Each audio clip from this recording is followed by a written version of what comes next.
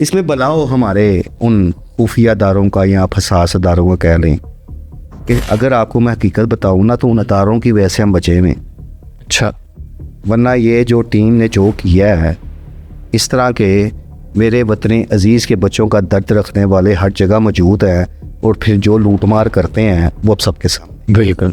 अगर वो दायरा एक्शन ना लेता तो क्या होना था? डकी भाई तो लूटा पूटा गया था। अभी तो काफ़ी सारी चीज़ें सामने आनी हैं। कितने करोड़, अभी तो 10-12 करोड़ का मामला नज़र आ रहा है, अभी 1 करोड़ और बढ़ने हैं। अच्छा, ये आप आज मेरी ये बात नोट कर लें, भी आने वाले वक्त में बहुत कुछ सामने आएगा। अभी तो रजब भट्ट को भी लूटना था, लूट भी लिया उनका।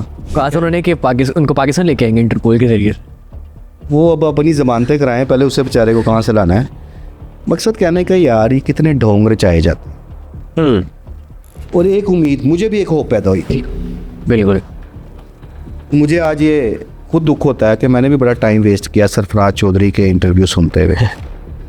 एक दर्द नज़र आता था, तो बड़े अच्छे पॉजिटिव ख्यालात का इजहार करते, एक्टिंग अच्छी करती।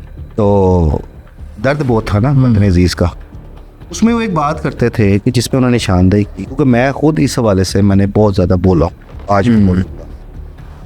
जो टिकटॉक लाइव पे फांसी फैलाई जा रही है, बिल्कुल। टिकटॉक लाइव पे बद अखलाकी का मुजाहरा किया जा रहा है, जो टिकटॉक लाइव पे एक मैं कहता हूँ डिजिटल बदमाशी चल रही है, गालम गलूज चल रहा है, लोगों की माओ बहनों की इज्जतें तार तार की जाती है, बिल्कुल। पनिशमेंट के नाम पे जो वहाँ पे खेल रचाए जा रहे हैं, वो आप सबके सामने। ऐसे ही है सर। टिकटॉक लाइव पाकिस्तान में बैन है, आप लाइव नहीं दे सकते।